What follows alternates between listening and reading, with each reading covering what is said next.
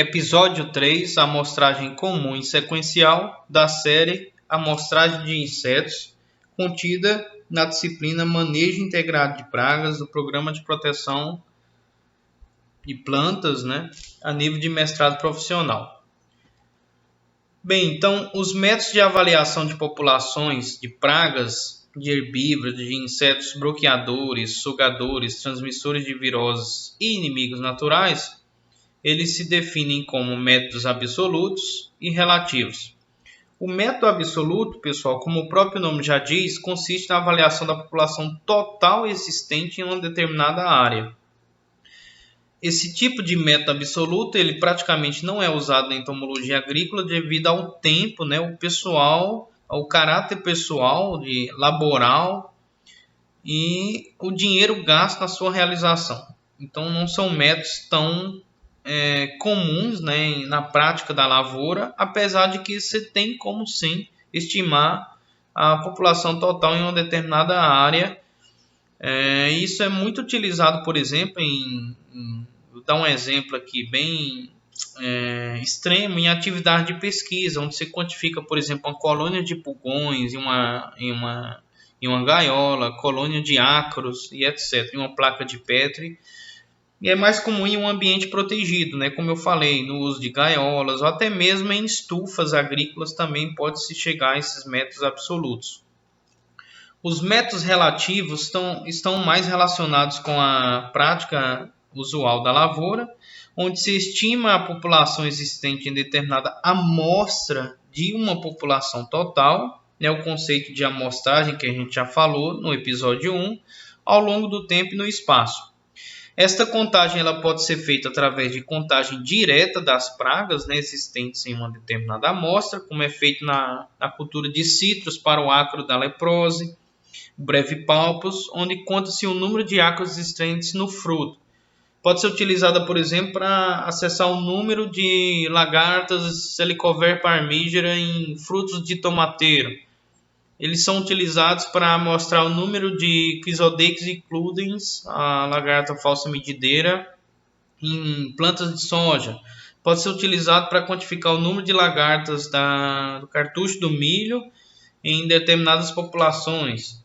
Então, são métodos relativos, onde você extrai a informação de uma amostra que representa uma determinada população, sabendo que você não tem como quantificar, logicamente, na prática da lavoura, todos os insetos que ali habitam. Até mesmo, só para dar um teor de complexidade a essa teoria, se você perceber que os insetos eles têm metamorfose, podem passar pela fase de ovo, lagarta, pupa, adulto, então você sabe que você está mostrando lagarta ali, mas certamente tem um adulto, uma mariposa, um ovo, uma pupa que você não teve como acessar. Então esses métodos relativos são mais representativos da amostragem de insetos. Uso de armadilhas, como é feito para a cultura da soja, quando conta-se o número de percevejos presentes em pano, colocado entre as fileiras das plantas, o pano de batida também seria um outro exemplo. Você extrai uma amostra, uma quantidade X de insetos que representam uma população, ou tende a representar uma determinada população. Outro método de avaliação também são os índices populacionais. São realizadas avaliações de produtos metabólicos como fezes, exúvias, que são a casquinha de determinada fase onde o inseto, o exoesqueleto, como eu falei, casquinha de uma forma muito popular, mas na verdade são o exoesqueleto que o inseto ele libera para poder crescer, passar de um estágio biológico para outro, e efeitos das pragas e inimigos naturais. Como exemplo deste método, conta-se o número de minas feitas pelo bicho mineiro em café, o número de minas feitas pela tuta absoluta em tomateiro, o número, o percentual de desfolhas em uma folha de soja por lagartas, por exemplo. Então, assim, esses índices populacionais são mais pistas, utilizam-se de pistas deixadas pelos insetos para a detecção da sua presença. São rastros deixados pelos insetos. São métodos indiretos e em algumas situações pode ser utilizado, como níveis de desfolha, né? Escala de desfolha, como aquela que eu mostrei no episódio anterior, de Panizzi, em 1977, a escala de desfolha de lagartas em soja, mas não substitui os métodos relativos. Tá? Planos de amostragem. A amostragem é realizada para verificar o nível das populações de pragas e dos inimigos naturais na lavoura, né, pessoal? Isso aí a gente já aprendeu. E ela deve ser representativa da realidade, ou seja, aquela amostra ela deve estar muito, muito próxima aos níveis reais da população de determinado inseto.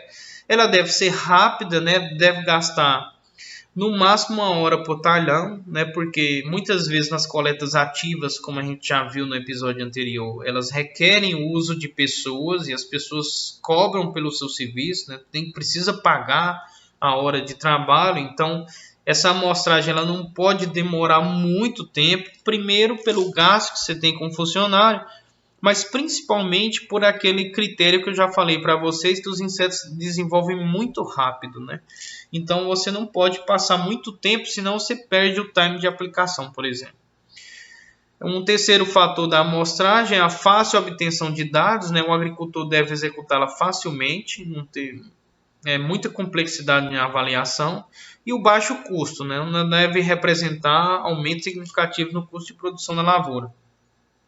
Para a geração de planos de amostragem, é necessário estudos em campos de cultivo, preferencialmente em lavouras comerciais, né, porque são condições mais reais, para se obter a forma mais adequada de amostragem. A maioria das pragas agrícolas brasileiras já possuem planos de amostragem específicos, fichas de amostragem, como eu falei o exemplo do feijão, da soja, há também fichas de algodão, de tomate, de batata, né, em várias culturas de importância econômica, sejam elas hortifruti, culturas anuais, culturas perenes, culturas ligadas à silvicultura, pastagem, etc. Tá? Existem 2 tipos de planos de amostragem, pessoal, os comuns e os sequenciais. Os planos comuns são mais simples e adequados para usuários iniciais, com um pouco conhecimento prévio. Já os planos de amostragem sequenciais são mais complexos, portanto, mais adequados para usuários mais experientes. Não dá margem de erro e eu vou mostrar a vocês por quê. Que já empregam planos convencionais de amostragem. Bem, então, o plano de amostragem comum se baseia em um número fixo de amostras a serem realizadas por unidade diária.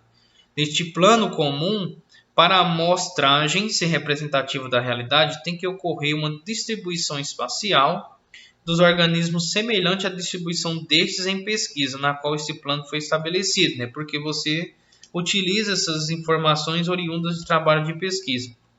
Como exemplo deste plano, temos um número de amostras a serem feitas na avaliação da população de pragas na soja, por exemplo. Aqui vocês observem um quadro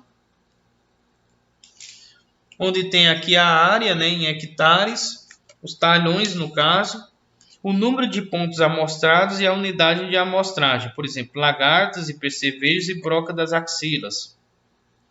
Então a gente tem em uma área de 1 a 9 hectares, se utiliza 6 pontos de amostra e a amostragem é feita colocando-se um pano branco entre as fileiras, né, o conhecido pano de batida, para lagartas e percevejos. Para a broca das axilas, se examina 10 plantas em cada ponto, né? Logicamente na estrutura na axila das plantas. Ao passo em que aumenta-se a área, pessoal, de amostragem, também aumenta, logicamente, o número de pontos amostrados, né? Para a amostra ser mais próxima à representação da população real. Por exemplo, vamos dar um exemplo aqui mais ilustrativo, fica mais fácil vocês entenderem o plano de amostragem comum. Bem, então no plano comum a gente tem um número fixo de amostras por unidade diária.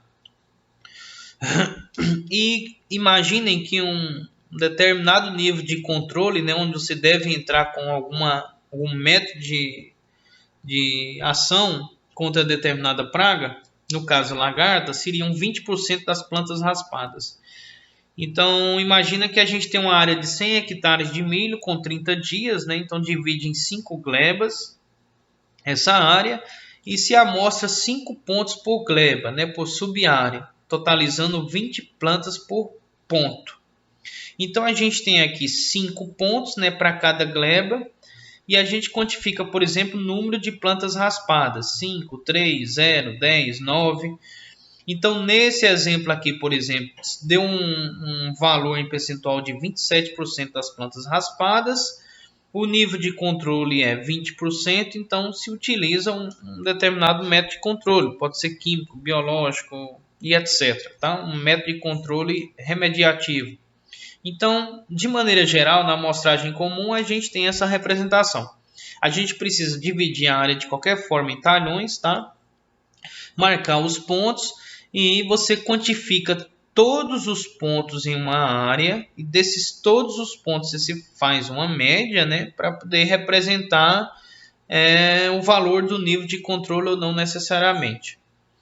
Na amostragem sequencial, o número de amostras a ser realizado é variável, de tal forma a garantir uma boa precisão da amostragem. Aí é a primeira diferença da amostragem comum. Ou seja, na amostragem comum você tem que pegar todos os pontos e fazer uma média daqueles valores. Na amostragem sequencial, ela é variável, tá? De forma a garantir uma boa precisão. Você não necessariamente precisa pegar todos os pontos em uma determinada área. Para tanto, são confeccionadas tabelas que possuem 3 colunas. A primeira coluna contém o número de amostras, como vocês estão vendo aqui no quadro. A segunda, o limite inferior. E a terceira, o limite superior. Esse é um exemplo de um plano de amostragem sequencial para o bicudo do algodão, né? Antônimos grandes. Então, a gente tem uma quantidade de amostras com os seus limites, tá? Se a população da praga for menor ou igual ao valor do limite inferior, a decisão é de não controlar a praga. Se for maior ou igual aos limites superior, a decisão será de controlar a praga. Se o valor for intermediário entre os limites inferior e superior, deve-se fazer mais amostragens até que esta caia em uma das situações anteriores, né? Ou população maior ou população menor.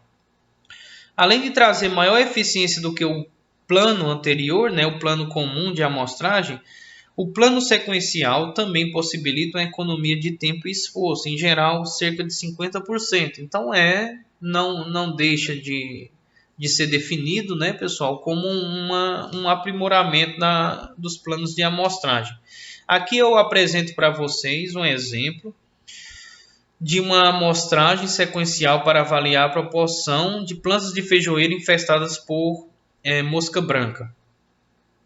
Então, observem que a gente tem um número de unidades amostrais variando de 1 a 30 e o limite inferior, a anotação da amostragem, né, que o pragueiro ele deve preencher esses valores, e o limite superior. Se a população for igual ou menor do que esse limite inferior, não se aplica. Se a população cair na margem, por exemplo, aqui na 24º ponto de amostragem, se a população da praga mosca branca cair entre o valor variando entre 2 a 5, continua a amostrar. E se porventura essa população alcançar valor de 6, 7, 8, 9, 10, 11, né, em função das unidades de amostragem, dos pontos de amostragem, né, são sinônimos, você deve entrar com alguma forma de controle, tá? Ilustrar através de uma representação diferente, né, para facilitar o entendimento de vocês. Na amostragem sequencial, há um número variável de amostras por unidade de área. E é utilizada para citros, para café, para algodão, né, para feijão, como eu mostrei na ficha anterior. E os tipos de caminhamento podem ser em zigue-zague, em U, espiral ou serpenteado. Tá? Então tem várias formas de você caminhar, vamos falar assim, ao longo da lavoura. Bem, pessoal, então para facilitar ainda mais o entendimento de vocês, né, sobre a diferenciação entre a amostragem, o plano de amostragem comum e sequencial, eu vou dar esse exemplo aqui de plantio de tulipas, né, uma planta ornamental na Holanda. Então vamos lá. A amostragem comum de pragas nessas flores, como é que ocorre? Você divide a área em glebas, né? Você pega aqui a representação de uma área, divide em glebas e você aponta números fixos de amostras por gleba, né? Então tem que ter uma quantidade de números fixos. O caminhamento pode ser variável em função do que se tem na literatura, né? Em U, W, W invertido e por aí vai. Serpenteado. Se extrai um valor relativo por ponto ou local de amostragem. Então, nesse tipo de amostragem comum, você tem que caminhar o ponto 1, 2, 3, 4 e 5. Então, se extrai um valor relativo, pode ser, por exemplo, uma média. Tem que amostrar, tem que amostrar os 5 pontos para se retirar uma conclusão de controle ou não, tá? Na amostragem sequencial, com o mesmo exemplo das tulipas, observem que a divisão de área pode ser em glebas ou não, né? Depende do tamanho da área. A área com mais de 100 hectares sugere-se a divisão na amostragem sequencial. O número é variável de amostras, mas a grande diferença, pessoal, é que verifica-se por ponto se chegou ao limite superior de controle ou não. Você começa a amostrar aqui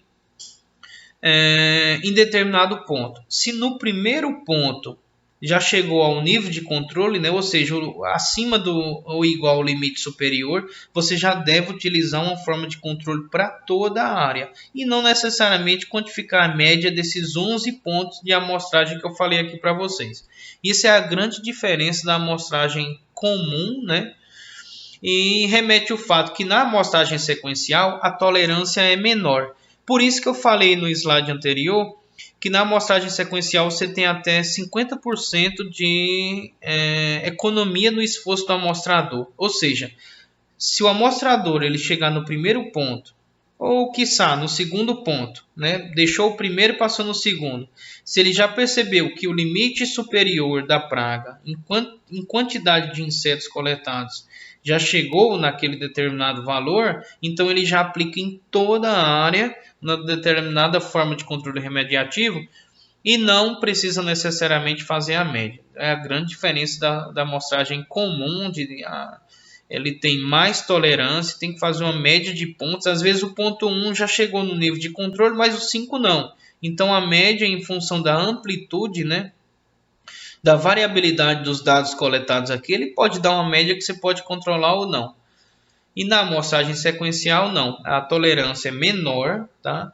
E isso é muito importante para pragas-chave, por exemplo, aquelas pragas que continuamente elas estão presentes na lavoura e pode causar muitos danos econômicos a determinada lavoura. Então, você não necessariamente faz uma média. Encontrou um limite superior, já aplica em toda a gleba, todo o talhão. Um único ponto pode apontar se precisa controlar ou não essa determinada praga, né? Então, percebam que o rigor é maior, tá? E a tolerância é menor na amostragem sequencial. Percebam aqui esse trabalho de Marcos et al. 2002, que ele quantifica o número de plantas infestadas, né? E o número de unidades amostrais. E relata para nós a amostragem sequencial da lagarta do cartucho do milho, Spodoptera frugipeda, só que em plantas de algodão. Então vocês percebam que a gente apresenta linhas de decisão do plano de amostragem sequencial para o número de plantas infestadas com lagarta Spodoptera frugipeda com base na distribuição binomial negativa.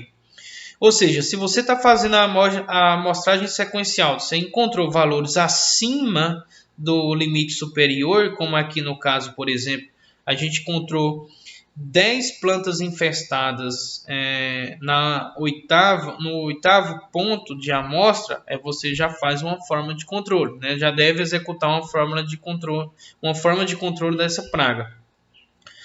Se por acaso, em outra situação, você está amostrando de forma sequencial e esses valores estão intermediários entre o limite inferior e o superior, ou seja, se ele cai aqui no intervalo entre esses dois limites, o de baixo e o de cima, você continua a amostrar. E se porventura, se no ponto 92 você está fazendo a amostragem, ele identificou a quantidade de número de plantas infestadas com limite inferior, você continua a amostragem, tá, pessoal? Então essa é uma representação mais técnica, né, mais científica, mais matemática, mais estatística de como é que esses planos sequenciais eles são elaborados em função da presença da praga no campo, tá? Existem várias formas de caminhamento do amostrador no cultivo, tá, pessoal? E essas formas são representativas em função da lavoura em questão ou em função da praga. Mas, de maneira geral, o importante é você acessar uma amostra de uma população dessa praga e o caminhamento ele vai interferir, sim, tá, nesse acesso que você tem a uma determinada amostra da população real. Ele pode ser em zigue-zague, em U, em cruz, em pontos. E os componentes de um plano de amostragem convencional são dividir a área em talhões, né? Ou seja, preconiza o mesmo genótipo, o mesmo a cultivar, mesmo híbrido, mesma idade de plantas, espaçamento, sistema de condução, tipo de solo e o tipo de caminhamento, que representa a forma de deslocamento para se fazer a amostragem, como eu falei, há outros exemplos como o caminhamento em X, em Z, em pontos, tá? Os retângulos correspondem a um talhão a ser amostrado, já as linhas dentro do retângulo representam a forma de caminhamento no talhão para a coleta das amostras. Para curiosidade de vocês, esse caminhamento em ponto é muito comum para frutíferas, por exemplo, né, que você caminha nos pontos em função do espaçamento de cada planta ao longo de um determinado talhão. A forma de caminhamento mais usada é a de pontos distribuídos de forma regular ao longo do talhão, que é essa daqui para frutíferas, por exemplo, tá? Então a gente tem os caminhamentos em zigue-zague, o caminhamento em M, em W, né, ou M invertido. Aqui eles também chamam W invertido, tá? E a grande ideia, pessoal, dessa questão de inverter as posições é para você quantificar a amostra, né, mais representativa da população real, tá? No caso do algodão, por exemplo, o que a gente tem de informação? A gente sabe que um amostrador, um pragueiro, um mipeiro ou um monitor, ele tem autonomia de amostrar até 500 hectares. Até 40 dias após a emergência das plantas, se quantifica 10 plantas por ponto. Entre 40 e 80 dias após a emergência, né, isso para pragas iniciais, pulgão, por exemplo, que permanece no ciclo da cultura por bastante tempo, 40 a 80 dias após a emergência, 5 plantas por ponto. Após 80 dias, 3 plantas por ponto. Um talhão de 100 hectares, você caminha 50 pontos de amostragem. Para 150, 70 pontos de amostragem. Então perceba que quanto maior a área, né, do talhão, da gleba e etc., maior a quantidade de pontos. Por que isso?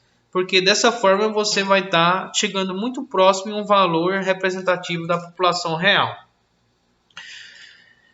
Geralmente, no caso próprio, ainda mantendo o exemplo do algodão, se recomenda entrar, né, em um determinado lado do talhão e numa segunda avaliação, por exemplo, uma amostragem sequencial ou até mesmo comum, né, onde você pode ter a possibilidade de quantificar e acessar a gleba várias vezes, não apenas uma vez. As segundas avaliações ou as consequentes, né, consecutivas, você tende a entrar em uma posição contrária da anterior, né? Porque essa malha de caminhamento que vocês percebam, né, em um determinado talhão, ela vai dar uma sobreposição e dessa forma a probabilidade de se encontrar as pragas é maior, tá, pessoal? Por fim, eu gostaria de apresentar para vocês essa questão de um concurso público para técnico de laboratório na área de análise fitossanitária realizado pela Universidade Federal Rural de Pernambuco. E essa questão apontava o seguinte: os processos de amostragem de insetos e ácaros de importância econômica são fundamentais para o estabelecimento do modelo adequado para o controle de modo eficiente em programas de manejo integrado de pragas em diferentes culturas. Essa informação está correta, né? Até aqui o que a gente viu nesse episódio. São utilizados diferentes procedimentos dependendo do tipo de praga a ser amostrada e outros fatores relevantes. A esse respeito, assinala a alternativa correta. Letra A. Na amostragem sequencial, utiliza-se um número fixo de amostras e o sistema de caminhamento usado é sempre em espiral. Letra B. A técnica do pano de batida é muito utilizada na amostragem de pragas dos citros. Letra C. No monitoramento das moscas das frutas em mangueiras, utilizam-se iscas tóxicas. Letra D. Os inimigos naturais têm pouca relevância nas amostragens das populações de pragas. E letra E.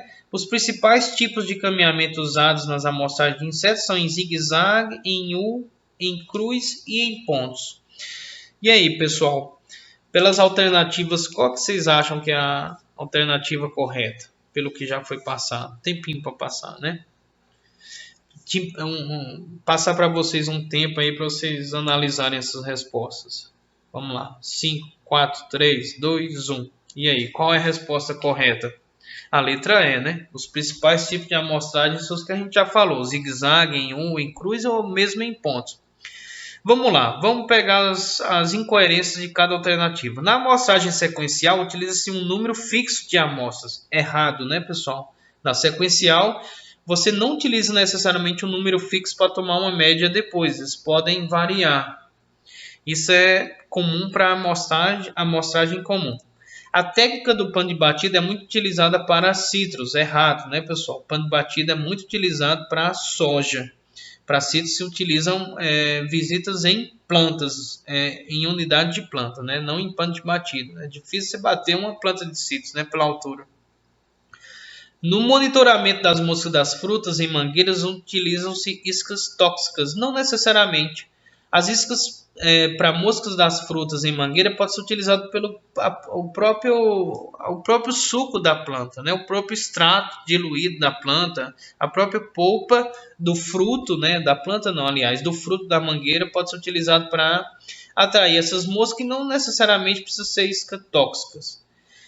Os inimigos naturais têm pouca relevância na amostragem das populações de pragas. Errado, né, pessoal? Tem muita relevância, apesar de não ser tão explorado como as fichas para a amostragem de insetos herbívoros, de pragas, né? Mas eles têm importância porque informam para a gente como é que está a população de inimigos naturais que exercem uma forma de controle biológico denominada controle biológico natural, né? São os inimigos naturais presentes naquele determinado agroecossistema.